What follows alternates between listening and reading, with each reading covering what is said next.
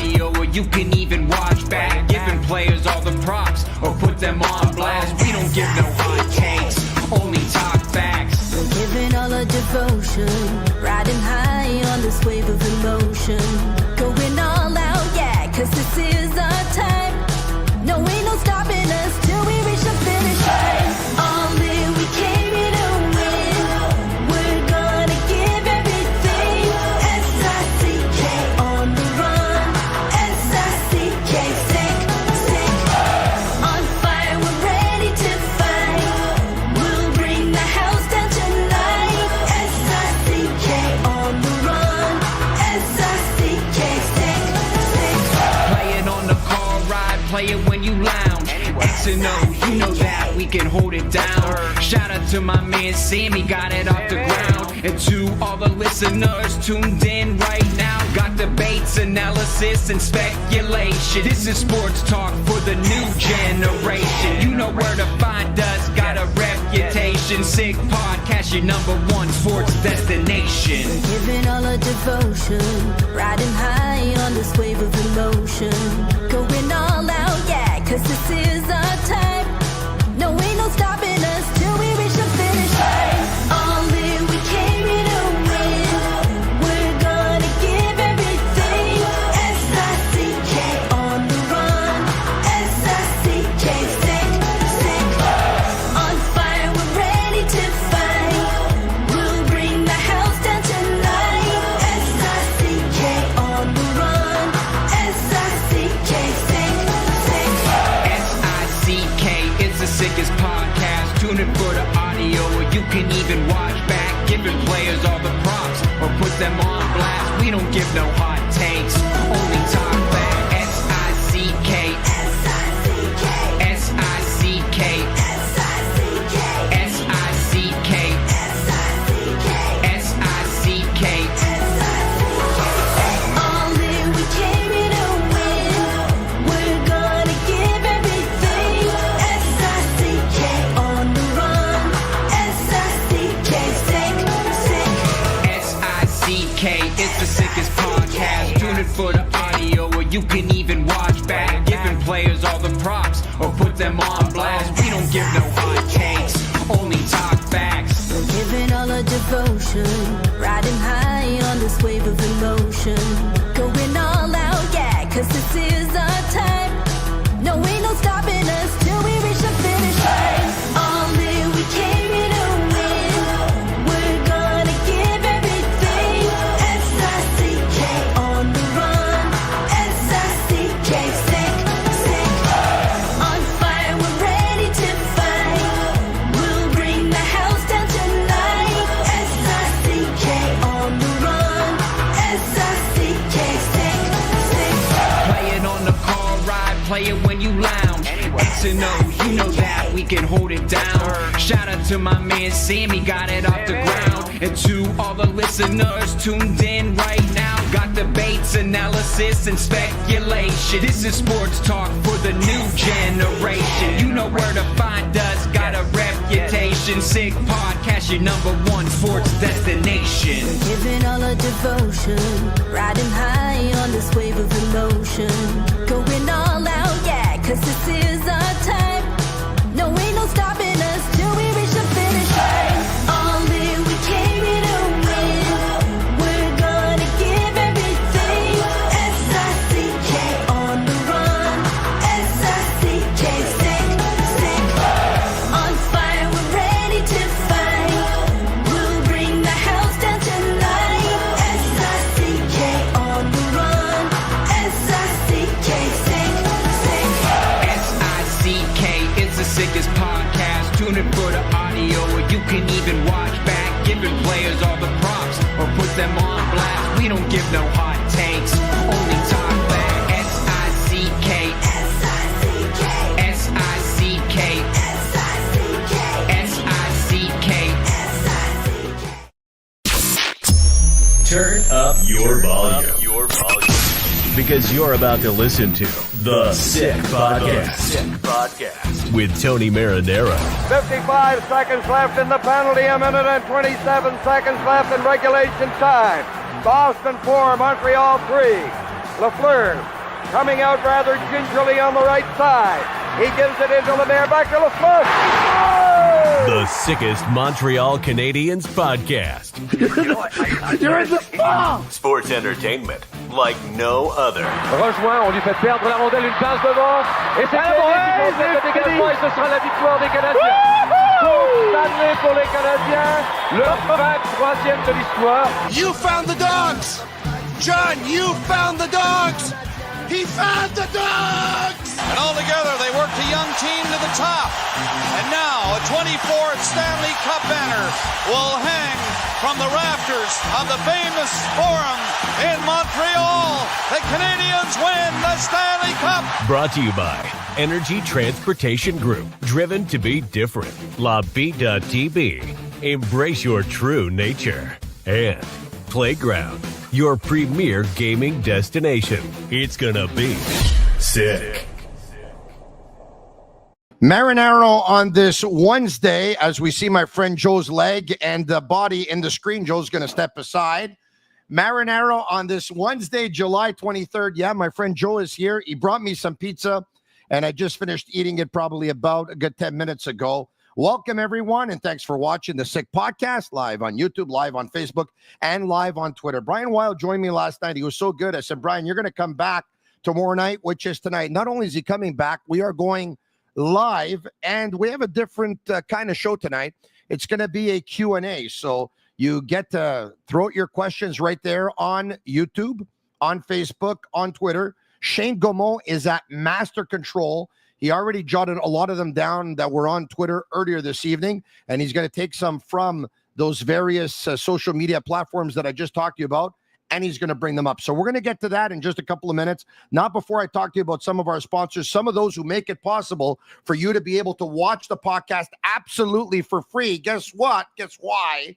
Because they're actually paying for you. So we can all thank them together. We'll start with Betway. Go all the way with Betway. Get a free bet up to $200. If your first bet loses, scan the QR code on the screen or click on the link in the details section to create an account, redeem your welcome offer. Offers only available for new customers. Terms and conditions apply. Offers not available in Ontario. Must be 18 years of age and older. And please play responsibly. Also want to give a shout out to Souvlaki Authentique. Cost and Terry, you know them for their amazing and delicious Greek food with 7 locations. New at Souvlaki Authentique for a limited time.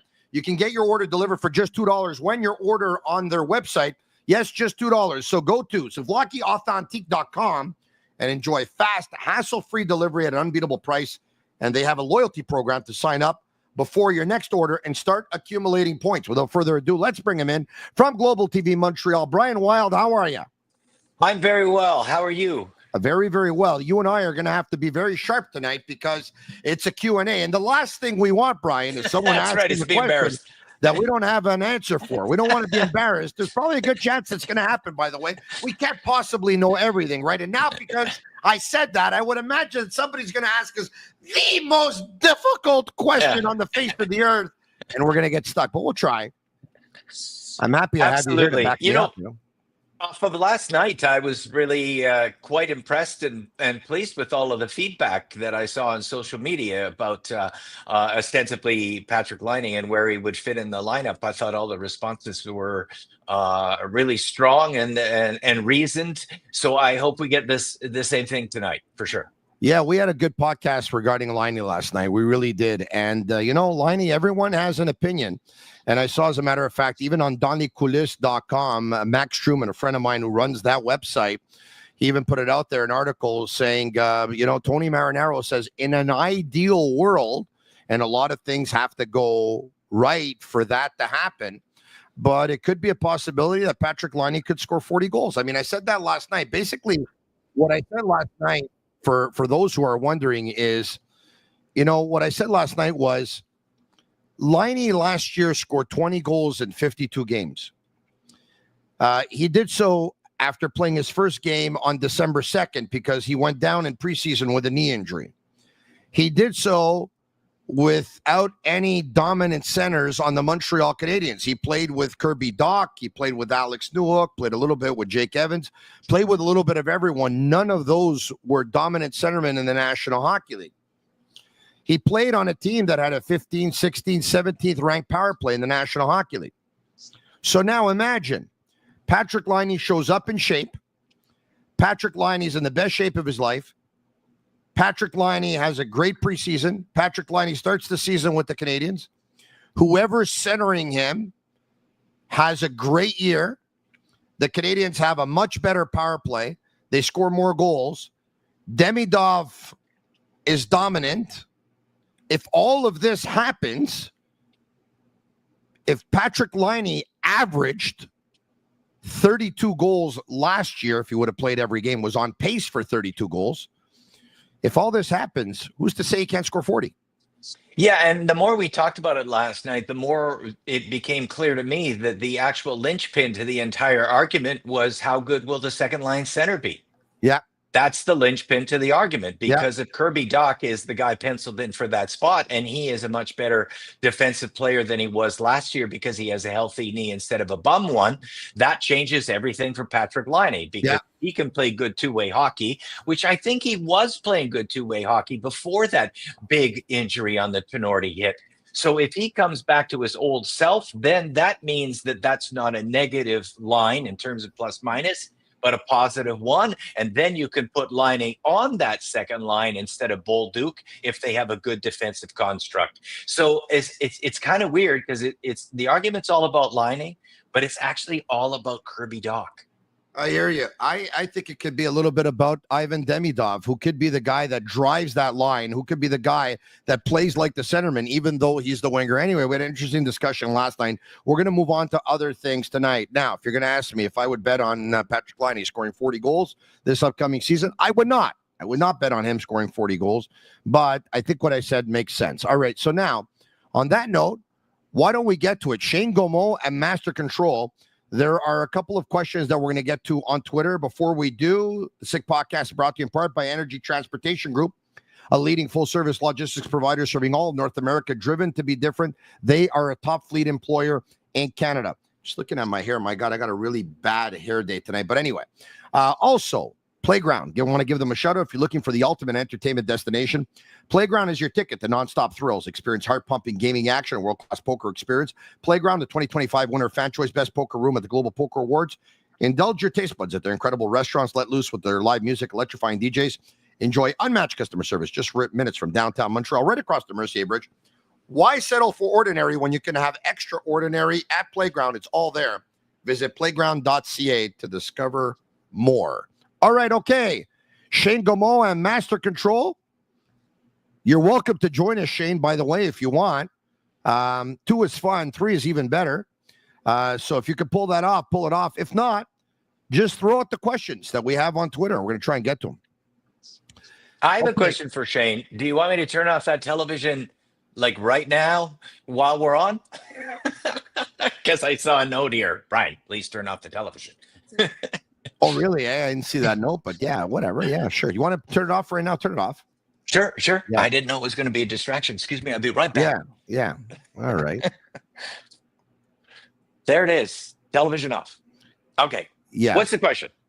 It's just we want people to look at us, and on the screen there was a man and a woman, and they were engaged. And anyway, don't worry about it. Okay. What were you watching, Brian?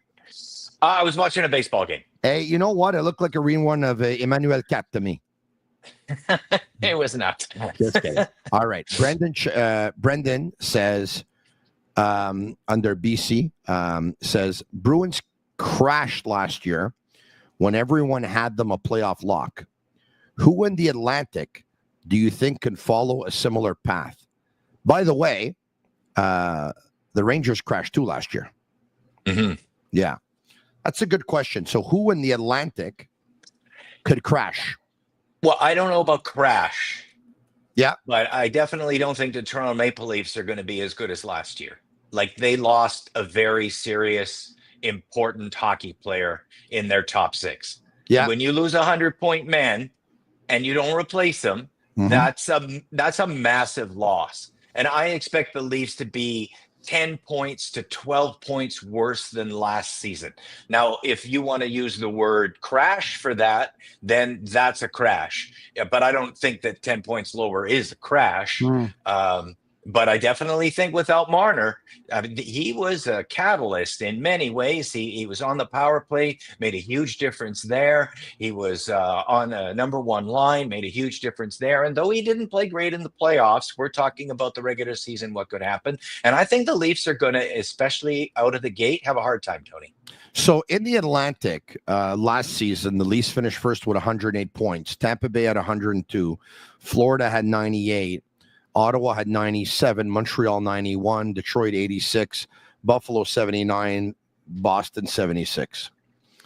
On the teams that I think will pick up less points this year, not crash, because let's be honest here, okay? I don't think anyone really expects Detroit or Buffalo to have a great season. Correct me if I'm wrong. I will not correct you there. Boston finished last in the Atlantic. I expect them to be better than 76 points, but I don't expect them to be way up there with the best teams, okay? I think Tampa is really good. If I take a look at teams that I think are going to have a drop-off, I don't think it's going to be the Canadiens. I think the Canadiens are going to have a better year than they did a year ago. I'm going to narrow it down between Florida and Ottawa, and I might surprise you.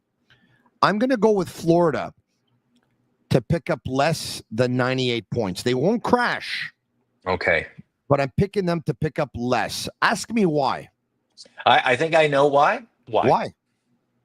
Why do you think I'm going to say that they're going to have a decline? Are you asking me why? Yeah. Fatigue. That's exactly 2-year-long cup runs. 3 years in the finals. Yeah. They were in the final the first year and lost, right? So they've been to the final 3 Lots years in a row. That's a lot of hockey, and that's a lot of partying with the cup in the last 2 years. I don't know about the partying. I think they can recover from that, but hockey that they will play, Tony, you're absolutely right. Could be interesting. Not to mention that it'll be probably Bobrovsky's maybe last year in the National Hockey League, maybe. He's going to be 37, I think, no? Mm-hmm. In the final year of his contract. Still going strong, though. He could have, he's still going strong. There's no doubt about it. He could have a bad year. But also, I think the Florida Panthers realize that the type of team that they have, they don't have to finish with a ton of points to do damage in the playoffs. Yeah. And that's why I think there could be a drop-off. And I think they even realized that last year, Tony. Yeah. Like when you looked at some of the attention they put into the regular season and where they were, I think even last year they said, and I think the Oilers did it too. You know, the way the Oilers went into the playoffs, they were not really a favorite either. They were also not playing their best hockey. But both of those teams knew that the important games were in front of them and saved a lot of energy for it. So that augments, it continues over and over, year to year. And I think that Florida could be 5-7 points less. It still gets them in the playoffs, and that's all they care about.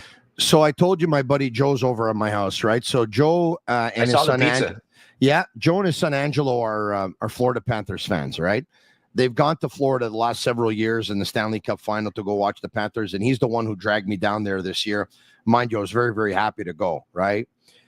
Joe said to me during the Stanley Cup playoffs, he said that he was under the impression that the Florida Panthers paced themselves all year to not burn out in the playoffs. So just on what you said too, that they realize that you don't have to have a great regular season to actually do damage in the playoffs. Joe believes that. He believes that the Florida Panthers actually pace themselves during the season. So I'm going to go with Florida to have a decline in points. Let's go back to some of our questions, and we'll get to other questions. John, does the decap allocation in 4 to 6 years create a problem? Dobson, Hutson, Gooley could be 30 to 35 million. Now, Dobson makes 9.5. Gooley makes 5.5. So that's 15. And I think it's safe to say that Laine Hutson, or at the very least, deserves 10 plus million. Mind you, the fact that this contract, Brian, hasn't been signed already. And I have a feeling I know how the Canadians are thinking. The Canadians are probably thinking he had a great year. He tied a league record for 60 assists by a rookie defenseman, a record that stood since 1981. He was third in points on the team. He was number one in assists on the team. He was the team's leading point getter in the playoffs. He had the most ice time of any player tied with Matheson in the playoffs. His advanced stats are absolutely unbelievable. He was top 5 or 6 in like at least 10 statistical categories for defensemen in the National Hockey League. There's no way he can possibly be better next year. So we're going to gamble and wait, because if we pay him now, we pay him way too much. If that's what they're thinking, with all due respect, Jeff and Kent, I say the last thing you want to do is play with the feelings of a superstar on your team, to put any ounce of doubt in him and not to give him his due immediately. I already didn't like when the Canadians gave that contract to Dobson before working out a deal with Hutson. Some are going to say, yeah, but you can't, because the Dobson deal came on the 27th of June or whatever it was, the night of the NHL draft on the Friday, and they could have only ironed out a contract with Laine Hutson on July 1st or after. Everybody knows how this works, right? The deals are ironed out before that. They just announce them when they want to announce them, type of thing. So if I was the Canadians, I would have offered Laine Hutson $10 million a year on an 8-year contract right away, the second the season was over. And if it wasn't going to get it done, and I think it would have, but if it wasn't, it would have been easy. I would have given Laine the empty check, and I would have told him to sign it. But so the question is, are you worried about the money that's going to be allocated to the Canadians Defense Corps with Gooley, Hutson, and Noah Dobson? And I think DR in that question was David Reinbacher. I'm not positive, but correct. I Yes, think of that's course. I think that's what they meant. But I'm going to answer that I don't think it's a concern at all, and here's why. It's very simple. It's Caden Gooley's contract. That automatically means that you're not going to have to worry about the allocation. I don't think there are any contract worries, salary cap worries whatsoever on this team. I think that Kent has done a masterful job of giving long-term deals to vital hockey players at a point when everybody was getting their escrow taken away. Everybody was worried about what actually was going to happen in the NHL, and it was just post-COVID, and there was concerns about everything. And that's when he made a lot of hay and getting a lot of good hockey players for a little price. I mean, the top line is already secured for really nice prices. Gooley is secured for a really nice price. I really don't think at all anybody needs to worry about contract issues. It is taken care of. There are a lot of teams with difficulties butting their heads up against the salary cap, and the Montreal Canadiens are not one of them. All right, okay. And let's keep in mind that Reinbacher, like you just said, and I know the question was 5 years from now, but Reinbacher for the first 3 seasons will have an entry-level contract. Yeah. And like you said, Caden Gooley's amount that he's getting brings the average down considerably. Let's get to, before we get to another question, here we go. Okay, let's get to another question. Go for it.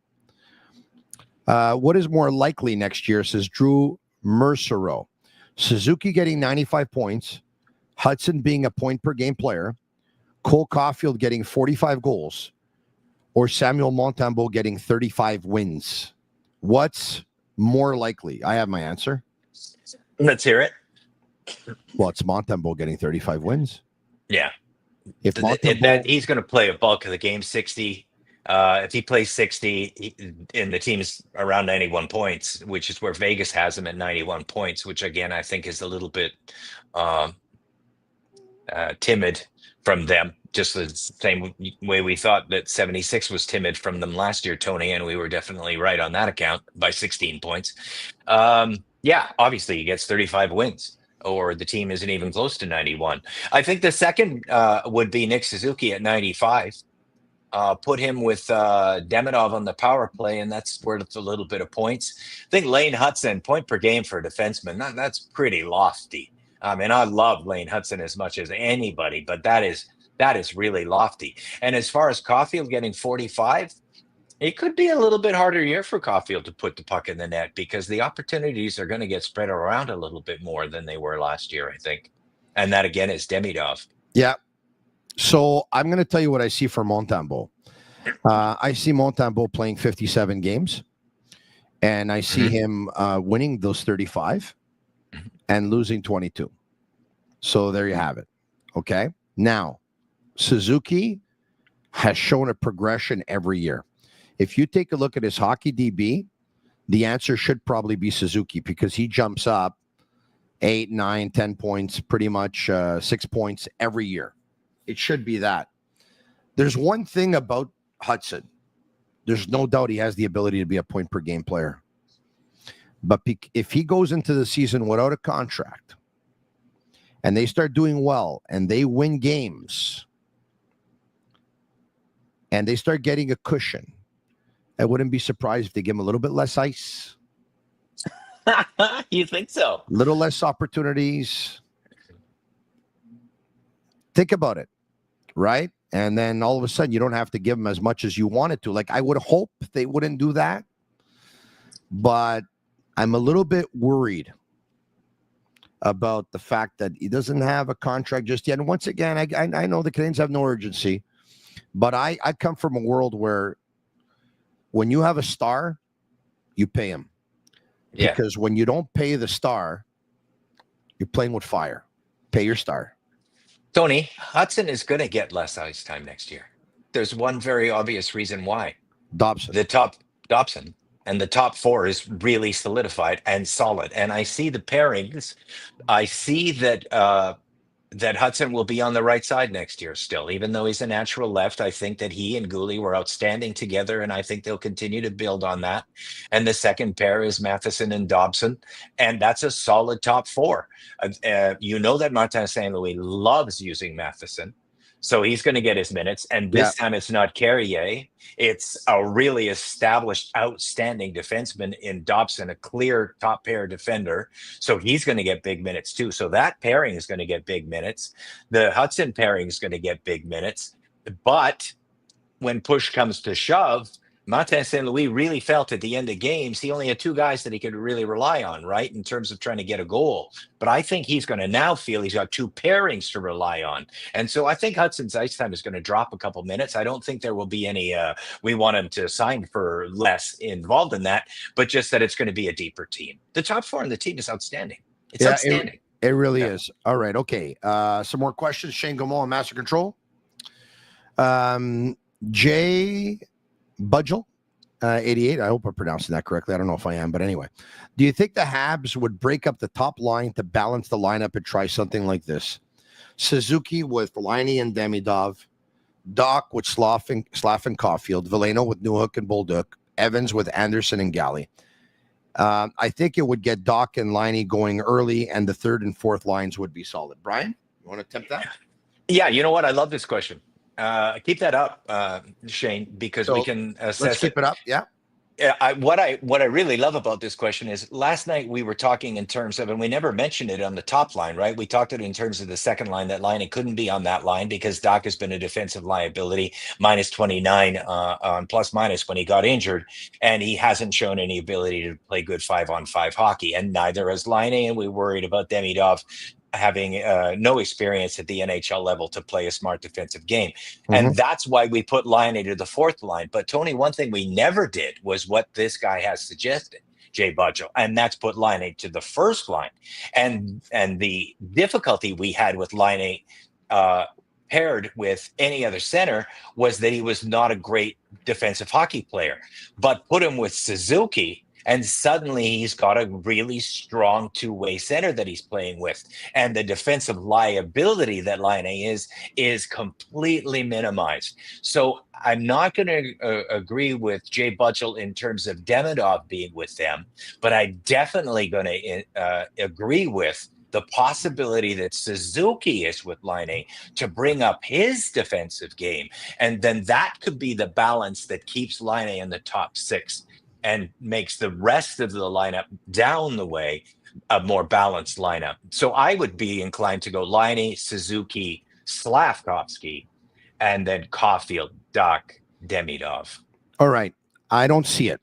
I don't see it for a couple of reasons. Now, I'm not going to tell you that at no point this season will Suzuki play with Demidov and Laine, because I think it's going to be a season where at one point, everyone will play with everyone. Okay. So I think let's get that out of the way. Well, sure, of course. But look, it's in the last 2 years, it's been pretty much a constant that Suzuki has played with Caulfield and Slav.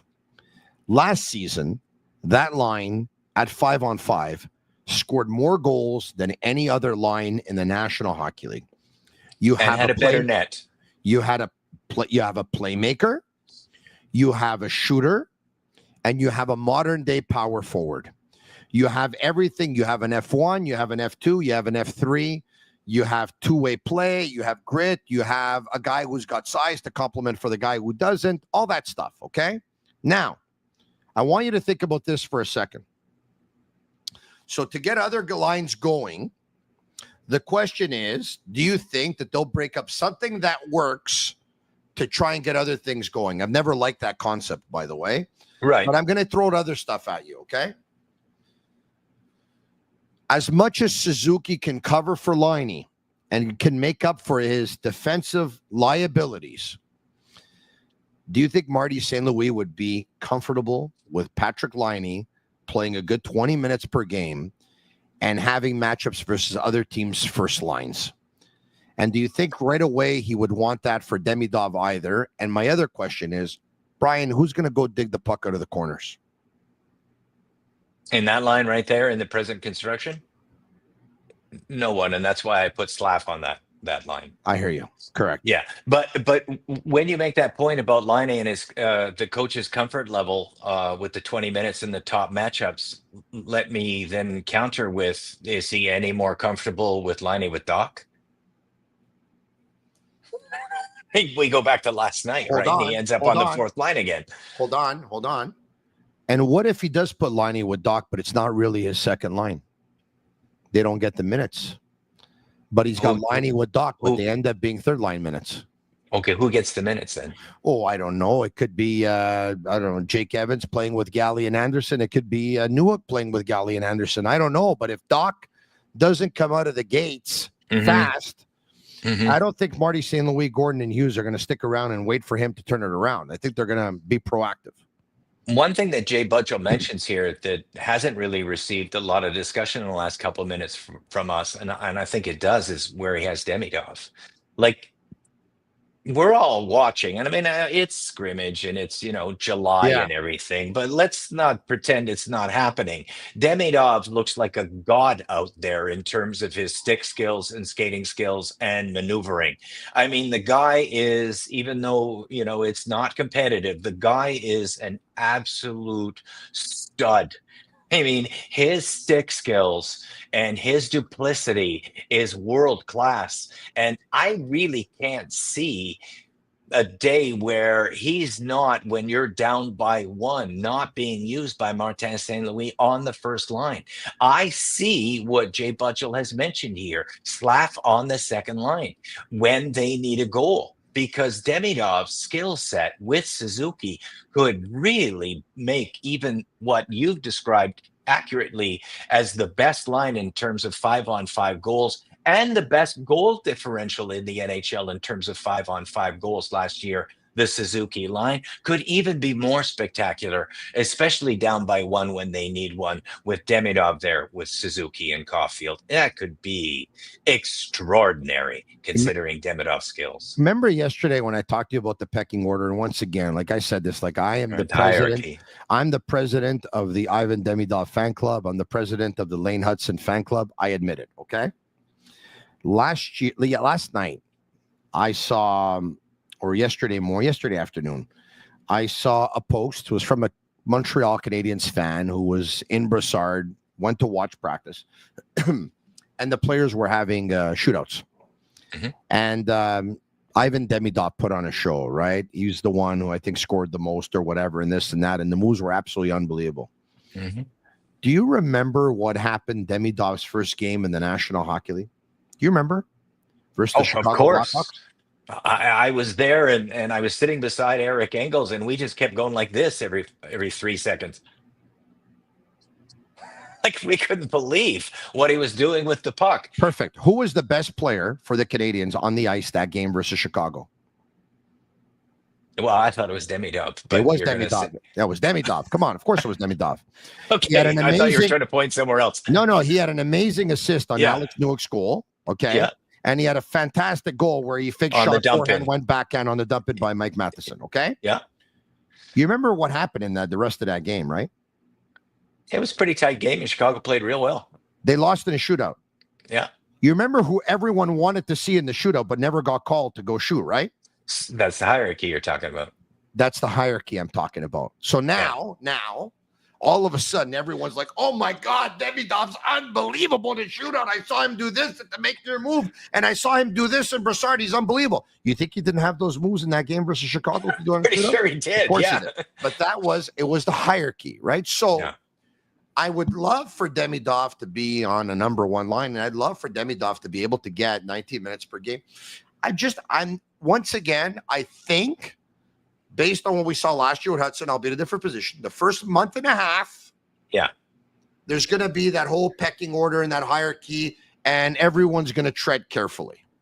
And then at one point, they're going to have no other choice but to give him more, because he's that good and he's going to show it, and then the rest will take care of itself. That's the way I see it going. Exactly. Questions? It'll play out like Hutson. Other questions.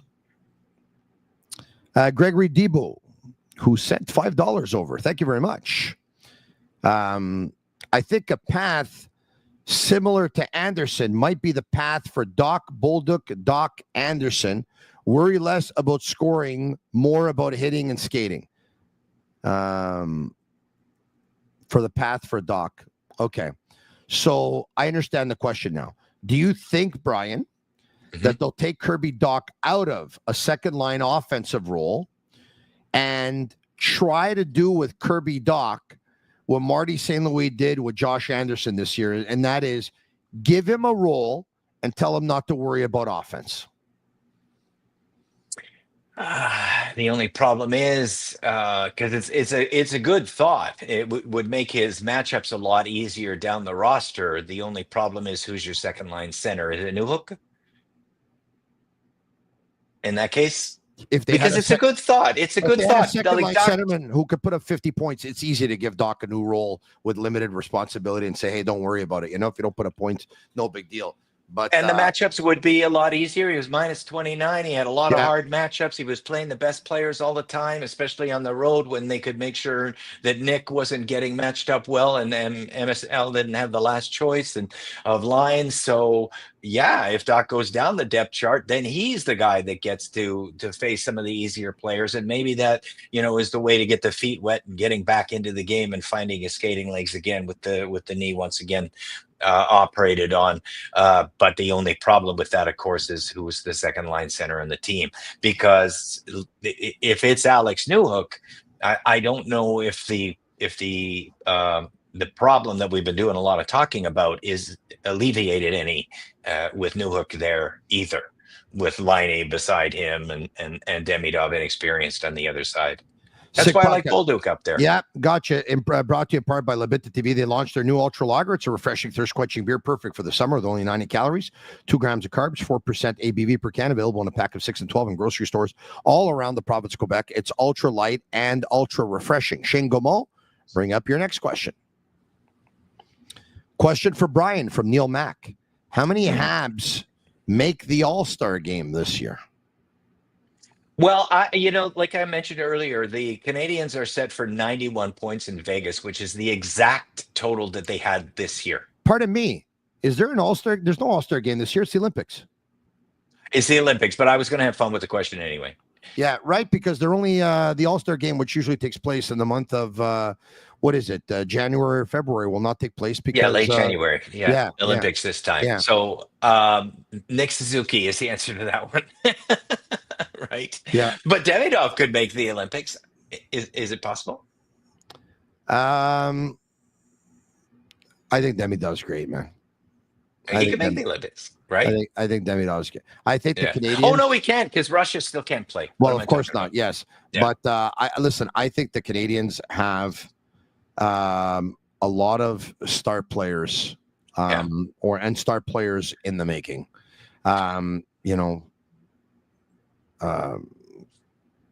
Suzuki, Caulfield, Demidov, Hutson. Slav can be that guy too, man. I'm not giving up on Slav. I'm not giving up on Slav. I see some people out there that are giving up on Slav. I've heard Slav traded I don't know many times on the radio. Wow. Yeah. Maybe that's why they're going to go under. But, maybe that's why you got to keep repeating that the best 5-on-5 line in goals last year was that line, and the best differential was that line at +21 goals for versus against. I mean, it was a phenomenal line 5-on-5, and people didn't really appreciate what they were able to do. I was about to launch in when that question was asked about how many All-Stars could be. Yeah, is that the team is in Vegas set for 91 points, Tony. That's the exact same total as last year. And they're adding Bolduc, who got 19 goals and is really a rising star, I think. They're adding Demidov, who's the actual Vegas favorite for the Calder. They're also getting Kirby Dach back, who, even though he struggled, was third overall and is supposed to be a good hockey player. If he finds his game, that would be significant. They get Patrick Laine for a full season. They've added Noah Dobson, who's top 2 defenseman for the New York Islanders before, and he will be for the Montreal Canadiens this year, who's moving into his prime right now. The entire contract is going to be his prime. So how Vegas has them at the exact same total, they must have thought that last year was a complete smoke and mirrors act, because how do you not give more points to this team that just added those players that I just mentioned? 3 incredibly good players have been added, and the health has improved of 2 others. I mean, what's the downside that Vegas sees there, Tony, that they don't think the addition of 5 players is going to be worth 0 points? What am I missing on the downside? I don't know what you're missing. Did they think Montembeault's going to be an absolute bum? What do they think? Did they think the loss of Christian Dvorak and Yoel Armia, the team will never be able to recover from? Like, why are they not giving a higher total based on, Dobson, Bolduc, and Demidov joining the team? It's insane to me. Let's get to other questions coming in. Shane Gaumont. Sylvain Mondou, Laine Hutson va-t-il signer son extension avant le début de la saison? Si oui, combien? Brian, will Laine Hutson sign a contract extension before the beginning of the season? If yes, how much? I'm going to say, whether the yes, no is pretty hard. It has to happen before the season starts, because I don't think Laine Hutson wants to worry about it during this season. So if it doesn't happen before the season begins, then it will happen at the end of his ELC and leading into his RFA, when obviously they hope that they can, have him for 8 years. I think the number is going to be the same as Dobson, or even slightly higher. 9.5 to 10 is the number I think it'll be. People are going to go, that's really high, Brian. You know what? I'm going to say this, okay? I like Noah Dobson a lot, okay? He's a great pickup for the Canadians. I would have made that trade too. Okay, I want to say that right now. Every day of the year. Yeah. Okay, if that's the contract it took, that's the contract it took. If I'm Laine Hutson's agent and I see that Dobson signed for 9.5, I'm going to ask for more, Brian. It took Noah Dobson 5 seasons in the National Hockey League to have the type of season that Laine Hutson had in year 1. But Laine Hutson did it at age 21 as a rookie defenseman in the National Hockey League. But one thing you got to remember there, I think, Tony, in terms of that argument you're giving, is that there are a lot of RFA years in this contract. I So understand. that's the controlled years for salary, right? So you're not going to, you're not breaking the bank with 4 RFA years, generally speaking. Generally, managers will roll the dice that with 2 years left in RFA, that's when they can lock a guy for the long, long one. So you're not going to get ultimate dollar during the RFA years. And that's, I think, why Dobson got the big money, because those are his, UFA years, and he gets to set the course of the rest of his career, depending on where he wants to go soon. Whereas Laine isn't even close to that yet. So, the AAV is going to be a little lower during the RFA years and a little higher during the UFA years. And that's why I don't think he breaks the bank just yet. Okay, I say talent is talent, great is great. He's got the talent. He's great. So what's your number? Me, Laine Hutson? Yeah. Whatever he wants to sign, Brian. No, come on, you got to pick a number, because whatever is $10 million. $10 million a year. 10, yeah, maybe. But once again, if it doesn't get it done and it's 10.5, you think I'm not going to do it? I mean, Erik Karlsson gets 11.5. Yeah. Well, I've been saying a lot, like, we tend to... Seth Jones makes 9.5. Yeah, we tend to worry a lot about, the 0.5s.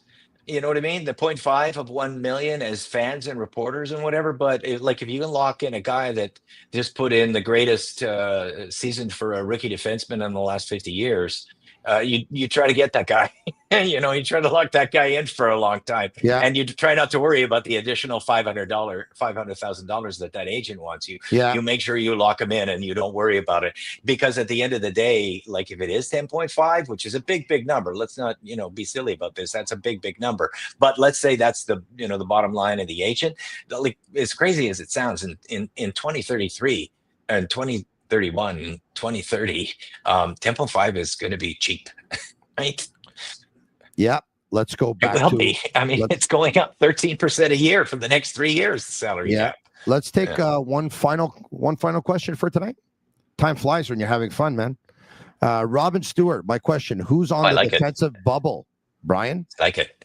Oh, I like it a lot. I think that we've talked about the top 4 a lot, Tony, right? And I think that the next pairing absolutely has to have Jack-Eye on it. I mean, we watched the playoffs, and toughness is really, really important, and it's even more important in the playoffs. So you better be during the regular season making sure that guy's continuing to improve his game, continuing to get the ice time. So in the playoffs, you feel very comfortable giving him 12 to 15 minutes and having him be able to handle that, and then that at the same time beat the shit out of Tom Wilson. Yeah, listen, I think it's. And Carrier's the other guy, obviously. So bubble would be Struble for me. Yeah, I think it's easy. I think it's going to be Struble and Jack-Eye. We saw in the playoffs they're interchangeable. One point he went with Struble. At one point he went with Jack-Eye, and at one point he went with Struble. At one point he went with Jack-Eye, and that's what it is. I think it's up. Sorry, Tony, go ahead. No, go ahead. I think they're on the defensive bubble. But I think at the end of the day, the one that they want to really find his game is the guy with the kind of unicorn type skill set, and that's Jack-Eye. I think they will give him the bigger opportunity, because if they can actually get him to get comfortable and be a regular NHLer and find his game, everybody knows what he also brings. And that thing that he also brings, that intimidation, it's a big thing in the NHL, man.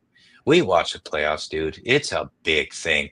If you're the one feeling intimidated all the time and you have nobody to answer it, I mean, I myself wish it was more skill oriented when the playoffs started, and I wish you couldn't get away with Cole Caulfield getting checked across the face with 2 minutes left when he was trying to tie game 2. Like, I wish that didn't happen, but it does. And the officials are really quite happy with it. And the NHL higher-ups are super happy. And the player safety, director of player safety, they're super happy with all of that. So that's the way it goes. So Jack-Eye is the guy that I think they really want to become an intimidating force on the blue line, leveling hits, punching people out, and that using that unicorn skill set. Because Struble's skill set, let's be honest, while good, is something that a lot of defensemen on a third pair possess. Thank you very much. This has been a lot of fun. Hey, I just said it before, but time really does fly when you're having fun, huh? Absolutely, this was great. I enjoyed it. It's a challenge right now in terms of topics and everything. So like just throwing it out to the fans and telling us that what they're interested in is a great idea. Thank you very much for everyone watching. Thanks for everyone listening. Special thanks to Shane Gaumont and Master Control. Special thanks to all of our sponsors. Souvlaki Authentique is one. La Bittt Tibi is another. Betway is another. Playground is another. And Energy Transportation Group. If you like the podcast tonight, leave us a 5-star review. It's our way of feeling the love. We'll be back, or I'll be back tomorrow night. Same time, same place. The Sick Podcast. I'm Marinaro. Ciao for now. And that's a wrap. Hope you don't miss us too much until next time. Follow The Sick Podcast with Tony Marinaro on YouTube, Instagram, Facebook, Google Play, and Apple Podcasts. The Sick Podcast is brought to you by Energy Transportation Group, driven to be different. LaBita.tb, embrace your true nature. And Playground, your premier gaming destination.